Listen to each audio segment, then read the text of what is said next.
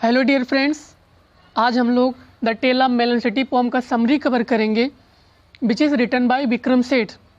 इस पोम में एक किंग होता है जो कि बहुत ही जस्ट एंड प्लेसिड होता है, मतलब जो हमेशा न्याय करता है और हमेशा रिलैक्स रहता है। एक दिन वो प्रोक्लेम्ड करता है, प्रोक्लेम मतलब होता है पब्लिकली अनाउंसमेंट करता है कि उसके किंगडम में एक आर्क कंस्ट्रक्ट किया जाए। आर्क मतलब होता है कर्व्ड गेट पे जो आपको साइड में इमेज दिख रही है, और जो आर्क हो वो स्पैन एंड थोरोफेयर हो, मतलब एक साइड से दूसरे साइड स्ट्रेच हो एंड जो मेन रोड है वहाँ से लेकर जो राजा का पैलेस है वहाँ तक कनेक्ट करता हो। और वो इसलिए बनवाना चाहता था जिससे कि वहाँ पर वो अपनी विक्ट्री को सेलिब्रेट कर सके। आइडेंटिफाई द स्पेक्टेटर्स, मतलब वहाँ पर जितने लोग इकट्ठे हुए हैं, स्पेक्टेटर्स मतलब था व्यूअर्स, आइडेंटिफाई मतलब था इंस्ट्रक्ट, जितने लोग इकट्ठे हुए हैं उन लोगों को इंस्ट्रक्ट कर सके।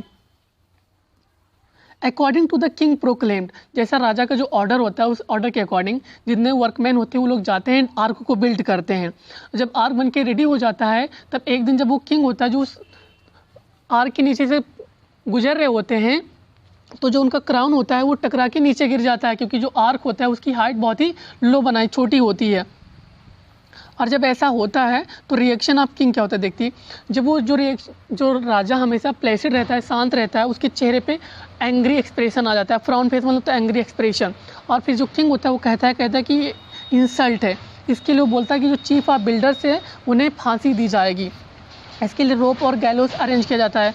गैलोस मतलब होता है platform on which the criminal was hang. जब ये वहाँ पे जब चीफ ऑफ बिल्डर को बुलाया जाता है तो चीफ ऑफ बिल्डर कहता है किंग इसमें मेरी कोई फॉल्ट नहीं, इसमें वर्कमैन का फॉल्ट है। और जब ये बात किंग सुनता है तो थोड़ा सा रिलैक्स होता है, क्योंकि ऑलरेडी एक प्लेसिड किंग है, बट वो जब ये बात सुनता है तो थोड़ा और रिलैक्स होता है। और वो फिर कहता है कि जितने वर्कमैन हैं अब उन सभी लोगों को मुझे फांसी देनी होगी। बट जब ये बात वर्कमैन सुनते तो लोग सरप्राइज हो जाते हैं और वो लोग फिर कहते हैं कि किंग आपने रियलाइज़ नहीं किया जो ब्रिक्स थे वो रॉन्ग साइज़ के बने थे, इसमें हमारा कोई फॉल्ट नहीं है। फिर जो किंग होता है वो कहता है ऑर्डर देता है कि मैसन्स को प्रेजेंट किया जाए। और जब मैसन्स वहाँ पर आता है तो कहता है इसमें मेरी कोई फॉल्ट नहीं है, इसमें आर्किटेक्ट का फॉल्ट है। मैसन्स मतलब होता है जो पर्सन ब्रिक्स बनाता हो या स्टोन के कट करके ब्रिक्स को तैयार करता हो। और फिर जब आर्किटेक्ट को बुलाता है, आर्किटेक्ट मतलब होता है a person who makes the plan of buildings, जो बिल्डिंग्स के प्लान बनाता हो। तो आर्किटेक्ट कहता है, जब आर्किटेक्ट प्रेजेंट होता है तो फिर किंग कहता है कि मैं ऑर्डर देता हूँ तुम्हें फांसी दी जाएगी। लेकिन जब इस बात को सुनता है तो फिर आर्किटेक्ट कहता है कि किंग आप एक बात भूल रहे हैं, जब मैंने आपको प्लान दिखाए थे तो वो उसमें आपने कुछ सर्टेन अमेंडमेंट्स किए थे, तो इसमें मेरी कोई फॉल्ट नहीं है। देखिए अब क्या हो रहा है, जितने भी ब्लेम का जो केसेस था वो डायरेक्ट अब किंग के ऊपर आ रहे हैं। और जब ये बात किंग सुनता है तो उसके माइंड जो होता है उसको लॉस्ट हिज माइंड, मतलब उसे कुछ समझ में नहीं आता कि अब क्या करूं, क्योंकि जो सारे ब्लेम्स थे उसके ऊपर खुद आ रहे हैं। तो फिर वो कहता है कि मुझे काउंसिल ज़रूरत है, क्योंकि ये बहुत ही ट्रिकी थिंग है। और कहता है किंग एक ऑर्डर देता है कि इस कंट्री के सबसे वाइसेस्ट मैन को मेरे सामने प्रेजेंट किया जाए। तो जो मिनिस्टर्स होते हैं वो लोग जाते हैं और एक ओल्ड मैन को लेकर चले आते हैं जो कि सही से ना देख सकता है ना ही सही से चल सकता है। उनके अकॉर्डिंग वो वाइसेस्ट होता है, क्योंकि वो सबसे ओल्ड वुमेन होता है इसलिए वो सबसे वाइसेस्ट होता है। और जब उस जो ओल्ड मैन होता है उसके अकॉर्डिंग जो सच में कल्परिट है वो कहता है कि ट्रूली जो कल्परिट है वो आर्क है, क्योंकि आर्क ने क्राउन को बैंड किया है, इस वजह से क्राउन नीचे गिरा है, तो उसको फांसी देनी चाहिए आर्क को। फिर जब उसी में राजा म्यूज करता है और कहता है कि हाँ सही बात है, लेकिन उसी के बीच में एक सडन एक काउंसलर कहता है कि हम लोग एक नॉन लिविंग थिंग को इतनी सिंपली कैसे फांसी दे सकते हैं जिसने आपके सर को छुआ हो, मजिस्ट्री कहता है कि किंग। लेकिन क्या होता है अब तक वहाँ पे जो क्राउड थी वो बहुत ही रेस्टलेस हो चुकी थी एंड स्टार्टेड मटरिंग, मतलब आपस में बातें बुदबुदाना शुरू कर दी थी। और जब एक किंग देखता है तो उनको देख कर क्राउड को परसीव देयर मूड, उन पीटीएम मतलब परसीव देयर मूड, उनके मूड को समझ जाता है, थोड़ा सा डर जाता है एंड कहता है कि इस कंसिडरेशन को पोस्टपोन कर देते हैं कि कौन गिल्टी है कौन नहीं गिल्टी, कौन कल्प्रिट है कौन कल्प्रिट नहीं है। लेकिन जो नेशंस होती है वो हैंगिंग चाहती है और वो चाहती है कि कोई ना किसी को फांसी दी जानी चाहिए एंड दैट मस्ट भी इमीडिएटली होना चाहिए।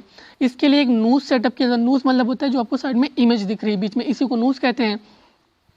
जब नूज सेटअप किया जाता है तो कुछ हाइट पे किया जाता है, वहाँ पर जितने लोग थे उन सभी लोगों को बारी बारी करके हाइट मेजर की जाती है, बट एट लास्ट जो होता है उसमें किंग ही फिट होता है। और अकॉर्डिंग टू रॉयल डिग्री मतलब होता है जो किंग ने ऑफिशियल ऑर्डर अनाउंस किया हो उसे कोई टाल लगता है, उस अकॉर्डिंग किंग को फांसी दी जाती है। अब मिनिस्टर्स जब होते हैं तो मिनिस्टर क्या कहते हैं कि थैंक गुडनेस हमें कोई तो मिला, अगर हमें कोई नहीं मिलता, जो यहाँ की अनरूली टाउन है वो अगेंस्ट द क्राउन के अगेंस्ट हो जाती। मतलब जैसे कहने लगते कि जब शासन के ऊपर ये प्रॉब्लम्स आई तो उन लोगों ने ध्यान नहीं दिया, और जब अगर यही जनता के साथ होता तो करने लगता, तो इसलिए वो लोग थैंक कहते हैं। उसके बाद मिनिस्टर कहते हैं long live the king, and उसी के नेक्स्ट मोमेंट पे कहते हैं कि long live the king is dead. इतना सब कुछ होने के बाद जो वहाँ के मिनिस्टर्स होते हैं ये लोग अपने आप को एक बहुत ही प्रैक्टिकल माइंड समझते हुए कहते हैं कि हम लोगों के माइंड में कन्फ्यूजन हो जाता है, सोचते हैं कि इस दिल्ली में अब हमारा किंग कौन होगा। इसके लिए वो लोग प्रोक्लेम करवाते हैं, हेरल्ड्स सेंड करते हैं पूरे सिटी में, कहते हैं कि जो उस सिटी गेट से सबसे पहले पास होगा वही हमारा किंग होगा। और बाई चांस वहाँ से जो पास होता है फर्स्ट पर्सन वो एक इडियट पर्सन होता है, और जब वहाँ पे वो पास होता है तो उसे रोक के जो मिनिस्टर पूछता है, कहता है कि हमारा किंग कौन होना चाहिए, तो फिर वो कहता है मेलन, बोलता है, इडियट रिप्लाइड, कहता है मेलन। और उससे कोई भी क्वेश्चन पूछो तो वो सभी क्वेश्चन का आंसर मेलन ही देता था, क्योंकि मेलन उसका फेवरेट फ्रूट था। और वहाँ के एक लोग भी बड़े अजीब के, मतलब वो लोग भी एक मेलन को लाते हैं और उसको क्राउनिंग करते हैं और उसको धूमधाम से सेलिब्रेट करते हैं। नेक्स्ट उसको बहुत reverently set it down to the throne, मतलब वो लोग बहुत ही रेस्पेक्ट से उसको लेके जाते हैं और थ्रोन पे रख देते हैं। एंड ये वहाँ पे कई सालों से ऐसा होता चला रहा है। बट जब वहाँ पे कोई अलग से कोई बाहर का पर्सन जाता है और वहाँ के लोगों से पूछते हैं कि जो आपका राजा है वो एक खरबूज के जैसा दिखाई देता है, ये सब कैसे हुआ, तो लोग कहते हैं कि ये हमारे कस्टमरी चॉइसेस के अकॉर्डिंग हुआ। कस्टमरी मतलब होता है कोई यूजुअल प्रैक्टिस है जो कहीं पे बहुत ही जगह बहुत ही दिनों या बहुत ही सालों से चलता हुआ आ रहा हो। और वो लोग कहते कि ये जो हमारा राजा अगर इसी में खुश है कि वो किंग अपीयर मतलब मेलन जैसा दिखता है तो हमें कोई प्रॉब्लम नहीं, हम क्यों कहने जाएंगे, क्योंकि जब तक हमें पीस और लाइबर्टी मिल रही है तो हम लोग कुछ नहीं कहने वाले कि हमारा राजा कैसा है। और कह रहा है कि यहाँ पे जो लोग कहते हैं ऐसा लगता है कि यहाँ पे लेसाइज फेयर बहुत ही अच्छे से इस्टेब्लिश्ड है। लेसाइज फेयर मतलब होता है policy of giving freely without any government control.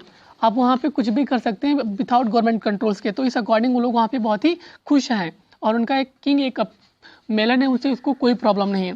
सो इस पोम में इतना ही था, बहुत ही ह्यूमरस टाइप की पोम थी। आई होप आप लोगों को पोम समझ में आई होगी। एंड ये जो आपको लास्ट में वर्ड मीनिंग दिए हैं आप लोग इसे वीडियो को पास करके पढ़ लीजिएगा। यहाँ पे मैसेज के एक वर्ड मीनिंग है, देख लीजिए यहाँ पे होगा a person who skilled in cutting, laying and addressing the stone in building, इसका मीनिंग यही होगा। Thank you.